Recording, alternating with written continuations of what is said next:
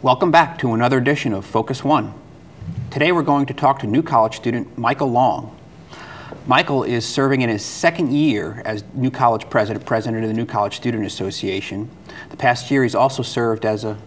Let's start again, please. Okay, there's a couple of things I'm just going to gloss over. Okay. So just keep rolling, I'll be fine. Okay, here we go. 3, 2, begin. Welcome back to another edition of Focus One. Today we're going to talk with New College student Michael Long. Michael is serving in his second year as president of the New College Student Association, a year in which he's also served as chairman of the Florida Student Association and representative to the State University's Board of Governors, student representative. It was an eventful year for Michael, to say the least. He had a unique vantage point to observe and engage on a number of politically contentious bills dealing with higher education in Florida. Suffice it to say, he proved anything but a shrinking violet. Today we'll talk about Michael, his experiences at New College and in Tallahassee, and how these experiences are likely to affect him in the future. Nice to have you on the show, Michael. Great to be here. Well, let's just start off with how quickly you got into student representation. You arrived in the fall of 2010 as a freshman, or a first year, as we like to call folks at new students at New College. And within 2-3 months, you put your hat in the ring to serve as co-president. You weren't on the ticket alone, but yeah. That's pretty interesting. Explain that to me. You know, why'd you get involved in student government so quickly? It was really easy. As you know, as one of our professors, New College is more of a family than it is, a larger base of a larger university. When you only have 800 students and almost everyone lives on campus, you get to know everyone pretty quickly. And I ran for a lower level position on a board that allocated a lot of our student resources to activities and events, and I fell in love with it. I really saw how you were able to shape the community through our student alliance, and that was something that I didn't have in high school. I didn't get particularly involved in extracurriculars, and I sort of fell in love with it. I saw how dedicating a little bit of my time outside of the classroom could really help my peers in the overall student life on campus. And the protests were fun. We had a few of those, and that was interesting to me, and really being able to bring everyone together for a common purpose. I felt like I had a niche for it, and I said, why not? Let's go for it. You won the election as a first-year student as co-president. Again, yes. You were on the ticket with a partner as a co-president for the New College Student Association. Yeah. Shortly after that, you somehow get elected as the student representative, the chair of the Florida Student Association. Again, tell me about that and how that happened so quickly, and how did they end up picking somebody so young to represent not only New College students, but students statewide? I took a really active role on the board. Again, you can kind of see this trend of me diving into things. Real quickly, yeah. But the Florida Student Association, the FSA, really had a lot of potential that I didn't feel was being tapped. So just spent a little bit of time here and there in between our board meetings, and I recognized ways we could improve. And I just tackled different initiatives. We started doing a lot of community outreach, and I led a few different projects on the board that really helped the organization accomplish some of its goals. And so when it came time for the election, I wasn't even expecting to run for the position, but we had a nomination process, and 3 of my peers, 3 student body presidents, said it's got to be Mike. And I was like, no to the first one. I was like, I don't know if I have time for that. And plus, I'm 19 years old. I'm not sure if I have the political know-how to be up in Tallahassee, but 2 more insisted, and I was like, okay, I'll go in for the election. And 5 minutes later, they're like, all right, you're the new chair. Was it a contested election, or did they just rally around for the chair of the Florida Student Association? 3 other people ran, but it came pretty quickly to me. So I was surprised by it, especially to have the backing from some of the larger schools. My peers at the University of Florida, Central Florida, when you have 50 and 55,000 students schools saying, yeah, the school with 800 students, that their representative needs to represent all of us. It was both humbling and confusing. We're going to come back to that in a little bit, but let me return to locally here, New College. You've finished up your term as co-president, and then you put in for a second term and were recently reelected as president of the Student Association at New College, again, for a second time, alone now. Yeah. Looking back on the year-plus time that you've been serving as New College president, what are some of the more intriguing challenges that you think you've had to face here locally? I always do this. I steal a line from Dr. Michelson, our president, and you probably know what I'm about to say. New College always wants the benefit of leadership, but doesn't exactly want to be led. I've heard that many times, yes. And it's absolutely true. So figuring out how to accomplish what's best for the school without doing so in an executive role or through traditional styles of leadership was probably my biggest challenge. Just for everything you do, you have to have all of your peers behind. I mean, and you should. So the most difficult part was getting people engaged in the community building process and the different things that, I thought the school should be doing to improve. We just created a scholarship for students that, may or may not be able to come back due to increasing cost of attendance. Mm-hmm. So with some of our student funds that we have, we're going to be helping our peers come back to the school and stay students. So the leadership part is challenging, mm-hmm. and figuring out the best way to approach situations is something that'll serve me well in the future. And I would assume that having 1 year under your belt as co-president certainly served you well in the second year. Indeed. So you're looking at you think, in your opinion, a more effective second year? Not to say that the first year wasn't effective. Yeah, I think so. I think so. To date, what would you say your biggest accomplishments, or we don't have to put it on you, but again, over the past year, what are you most happy about in terms of what the Student Association or student-driven initiatives that were successful? We're a stronger community. Mm-hmm. You're not the traditional student government. At most schools, we call ourselves a student alliance for a reason. Explain that a little bit. So rather than being a student government or the traditional student government system, we don't have a student senate.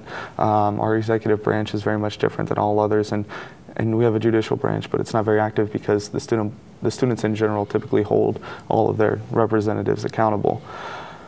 So what I think the Student Alliance has been able to accomplish best is engaging people in the community. Mm-hmm. And when I say the community, that can be kind of broad, so I guess I'll narrow it down.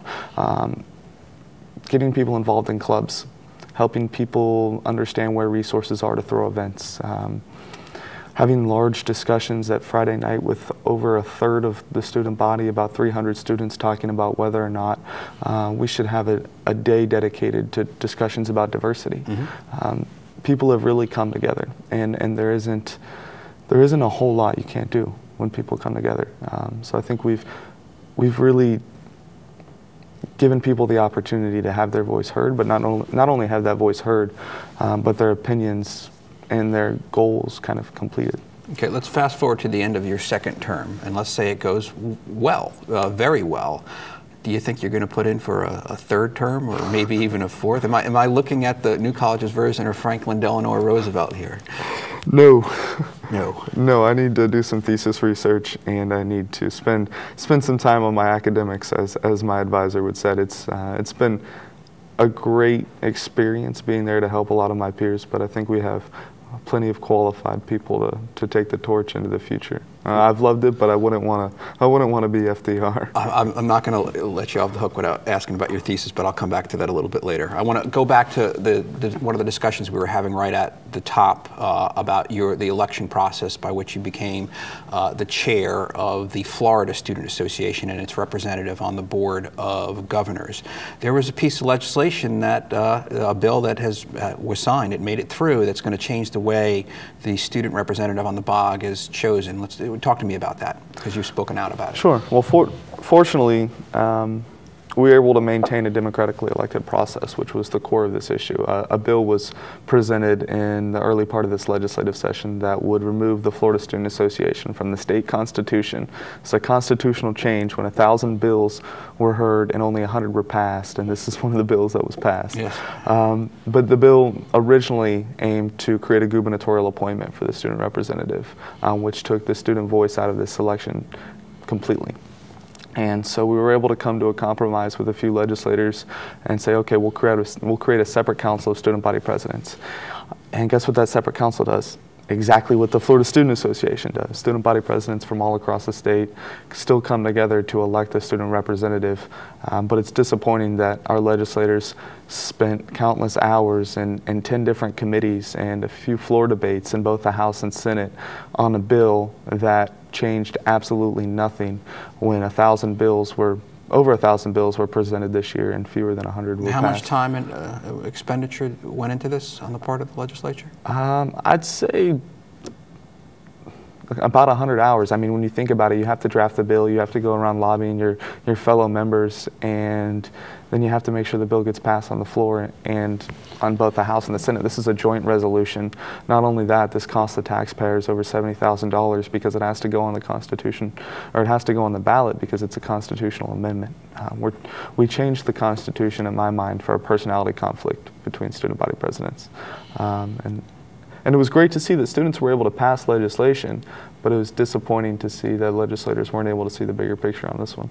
All right, let me switch over to another controversial topic that actually got you in the news for a good week or so, and it had to do with our soon-to-be 12th university, USF Polytechnic. A very prominent state senator really wanted to make that happen quickly. Certainly there was resistance on the part of USF and the Board of Governors more generally. Certain pressure was exerted, and you happen to actually expose that or speak out publicly at a Board of Governors hearing, and it created quite the little kerfuffle for a few days. Dust is settled. We've moved on. USF has become independent, but reflecting upon that experience, what did you learn from it?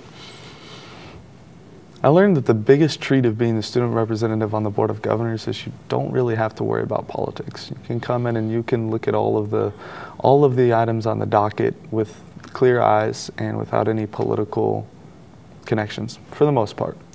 Can you really, though? I mean, I think that I'd like to think that, but are there no repercussions or implications of taking positions that some people would rather not have you take? There's always going to be a consequence for every action, and a decision on that board's an action. But when you think about it in perspective in relation to the other board members, these people who have been involved in higher education all of their lives, they're big donors to all different candidates, and they have connections in all these different areas. And sometimes it's not always about what's the best decision here, but what you kind of have to do. And with the student, I think it's much easier in relation to other board members to come in and make an objective decision. And that's what I did when that particular item came to the board. And just learning from it, if you believe in something, you should speak up, and I don't think anyone should silence their voice because of political pressure. That's something that I'll take to heart and will continue on with me with whatever I end up doing in my future. But I'm sure there were repercussions that I'm not fully aware of at this point. But I'm fine, and I spoke out against the tide, if you will. Back to just simply some of the merits of that. That decision to grant Polytechnic its independence. I think that a lot was made of the accreditation process. Yes. And whether or not it could actually attain, USF Polytechnic could gain its independence on a schedule that was fast enough not to hurt some students that were there. Is that something that concerned you, or what was, from a student perspective, what were some of the biggest concerns about that? That was my primary concern. My concern wasn't so much that students had spoken out against the separation, because I don't think that the separation itself would have hurt the students. Right. But my concern was that these students who are in their second and third years or incoming into the university have invested a lot of their time and financial resources into receiving an education under the assumption that they'll graduate with a degree from an accredited university, a university that has degree value, the University of South Florida. So when you go and separate this institution and you graduate with a degree titled Florida Polytechnic, that's not what you went in expecting. Not only that, but another one of my larger concerns was I spent a lot of time looking at this issue, and one of the things I did with that time was visited the campus.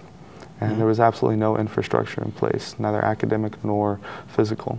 So no residence halls, no wellness center, no classrooms. There was a cow pasture where the university was supposed to be and still is.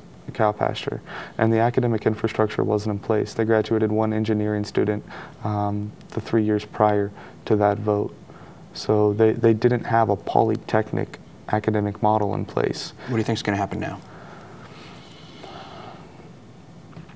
The governor has a bill coming to his office that would legislatively enact a 12th university. As you know, the Board of Governors decided on a glide path, which I agree with more so because it gives the time to the university to manage separation. I like to, yeah, but yeah. Go ahead. Yeah, it is managed separation. But if the governor signs this bill into law and we create a 12th university legislatively, overriding the Board of Governors, might I add, they're going to have to move quickly. And I hope that they can do everything that needs to be done to create an entire university, an institution of higher learning in a very short period of time, because there's going to be a lot of pressure. We're devoting a lot of our state's resources and a great portion of our higher education budget into this one university that's not a university yet. So there's going to be a lot to do in a short period of time, and I hope no corners are cut. Tell me, what other pieces of legislation are most significant for students? And we actually haven't really covered the budget and some of the tuition increases, but in a couple of minutes, again, if you hit on some of the most impactful pieces of legislation that all students in Florida should be aware of, what would you highlight? Tuition isn't always a piece of legislation. It's been something that the legislature has just taken into account into their budgeting process. For example, this year and years prior, they typically assume a 15% tuition increase in their appropriations. And this year they did so again. So the primary thing I think for students is always the cost of attendance, which is intrinsically tied to tuition. I have a feeling we're all going to see a 15% tuition increase because we have to. The legislature hasn't appropriated enough funds for us to fully fund our universities. So I think we're going to see a continuing shift of the cost of education on the back of a student and a lower state subsidy. I guess beyond the financial aspects, the bill that would create that separate council of student body presidents and prior to eliminate the Board of Governors position for the student was an alarming issue, and we were able to mobilize a lot of students to come to Tallahassee. We had an event called Rally and Tally where over 400 people attended, students from all across the state. But again, I want to touch on something going back to the finances and related to tuition. That's probably the most important piece of legislation to students right now, and another bill that's on the desk of the governor, and that's called the Preeminence Bill. That would give the Florida State University and the University of Florida the authority to elevate tuition in a single year beyond 15%. Mm-hmm. And in the conversations that I've heard, we're looking at anywhere from an 80% to 100% increase in a single year. And why those two universities? Because those two universities have been designated Florida's preeminent universities. They're the ones who are closest to AAU rankings and national ranking status. So there's a big push for the University of Florida to be in the top 10 universities in the United States. Rankings are good. And so they'll have more discretion if this bill is signed in raising their tuition dramatically. Last year, there was a very controversial statewide piece of legislation that passed and was signed, changing some of the voting procedures. You've spoken out a little bit about this as well and the impacts that it might have for students here in Florida. Tell me a little bit about that. Well, the legislation that was passed last year has been, as you said, very controversial, and it affects students in a great way. It limits our ability to be involved in the election process. I believe it reduces the time period for early voting and restricts colleges' ability to be polling stations. So in years past, it was much easier for students to get involved because at the day of the election, they could register to vote, one. And with students, not everyone is registered to vote because, you recently just turned 18 and politics isn't always on your mind yet.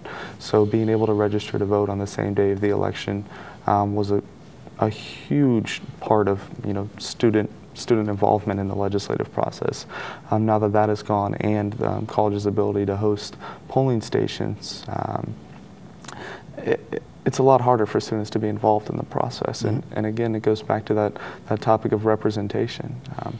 If we aren't voting and if we're not contributing to campaigns, what is our real involvement in the legislative process? And we can be heard, but if we have I hate to say this, but if there's no power behind our words, and money and votes really And it's theater. creates the power, you know, our concerns really going to be addressed. Okay. We come to the end of your term here. How many trips were you making up to Tallahassee monthly? Too many. I couldn't put a number on it, probably once a week, sometimes spending the entire week up in Tallahassee during legislative session. It was a wonderful experience. Are you going to miss anything about Tallahassee? Yes, not a whole lot. You know, I like politics because you can be involved and you can help, you know, guide, you know, where policy goes, and you can represent the views of your peers, and that's a great feeling. But at the same time, what I learned in Tallahassee is common sense doesn't always prevail, and I won't miss that. What prevails in Tallahassee? Political viability. Political viability. Okay, so I'll let you off the hook on some of these legislative matters, and let's just talk a little bit more. Let's come back to Michael Long, the student. Tell me a little bit about, I think, what are you going to focus on in your third and fourth year here at New College? What's your area of concentration going to be? Any thoughts about your thesis yet? Haven't gotten fully to the thesis yet. I've taken a pretty broad-based approach to what I want to learn at New College so far, and so in these past 2 years, I've taken a plethora of courses, not exactly specific to one field, but I know it's going to be something in the environment, the environmental field, whether it's more of a legal perspective, preparing me for a law degree in the future, or something more in the hard sciences. I'm not sure yet. I'm going to take a trip to Panama with one of our professors, Dr. Bulig, this summer, and do some research with him on coral reef ecology. So I have a feeling once I have that under my belt, I'll have a little bit of a better You'll know a understanding. little bit more. Well, you'll be in a better position to decide whether you want to, for the time being, to get into more physical sciences or social sciences or law. So does that mean you think you're going to go to law school, or what are the chances you think you're going to law school? I'm not sure. I know after I graduate, I'm about to say something that you're going to be like, what? And after I graduate, I want to sail around the world. I don't think that what that's terrific. So that's the plan, and I have a feeling that's also going to prepare me to better make a decision about where I want to go into the future. You spend almost 2 years on a sailboat, seeing every part of the world. I'll probably have a little bit of a different perspective on life and where I want to take my own. Are you going to sail by yourself, or are you going to have some peers accompanying you on the trip, or are you just going to make it up as you go along? Probably make it up as I go along. I'm sure I'll invite friends for different legs of the trip, and I'll try and incorporate some of the work I do. Currently, I work a lot with juvenile youth who are in a program that's core purpose is to separate a troubled past from a bright future. So I'll probably try and work with them to invite a lot of the kids on the boat for some character building and marine-based learning. You work a lot with troubled youth. Tell me a little bit about where does your passion come from on that? Well, I was one myself, so that's clearly the root. But I went to a juvenile program called AMI Kids. I wasn't always the guy in a collared shirt and a suit jacket in high school, and I got involved in some things I really shouldn't have been involved in. But this program, AMI Kids, really helped me figure out where I wanted to go in the future and provided me with the resources that I needed to get there. So since the day I left that program, I've been back there, helping out in every way I can. Giving a little bit back, huh? Or a lot back. So, yeah, that's a good news story. Donald O'Shea, yeah. Dr. O'Shea, is going to be the next president of New College of Florida. What do you think? I think we're lucky. And I'm sad to see Dr. Michelson go, just like everyone else is. But Dr. O'Shea is a more than qualified candidate. He's a smart guy. He's a mathematician by training, and he's witty. He's got a good sense of humor to him, which I really enjoy, and he knows how to solve problems. One of our greatest issues we have at New College is diversity. And if you see his track record at Mount Holyoke, he increased the diversity of the student body and the faculty body by over 30% in his tenure there. So I think a lot of the skills that he gained at Mount Holyoke and the style of leadership he had there are really going to serve us well. So I'm excited. And we're not exactly losing our current president, Gordon Mike Michelson. He's just returning to the faculty full-time, so we'll see even more of him. Is that correct? Yeah. Okay, we're going to wrap up pretty soon, another minute or two. I'll just give you another chance to reflect back upon this last year or two and tell me a little bit about, how is this going to affect your career, I think. I think the question I want to come back to is simply politics. I think your experiences up in the legislature and in Tallahassee certainly, I think, have served you well in a variety of ways in terms of maturing as a student, and they're going to help you professionally. But that penchant for jumping in real quick into the political realm, you don't exactly look as if you're miserable. You seem to be enjoying yourself. Is there going to be a political career for Michael Long after he gets back from his sailing trip, and is it going to be here in Florida? I have no clue. I'm still 20, so thinking about a political career is pretty tough for me. Like I said, I like being able to meet with my peers, in New College. That's what I was doing. I sit down, I talk with my friends, and we think, okay, what's best for the school? Or what's going to be fun to do on a Saturday? Let's plan an event. And having the know-how and I guess the drive to do it is really all it takes to be involved. If I come back from a sailing trip and I have the know-how and I still have the drive, you never know. I know that what I want to dive into right now is my academics in the water in Panama and start studying some different coral reef structures. But I'm not quite sure where my future's going, and I think that's a big reason why I want to sail around the world, so I can help figure that out. That sounds terrific. And that about wraps it up. So thank you for joining us. Thanks to METV for airing the program, and we'll see you next week on another edition of Focus One.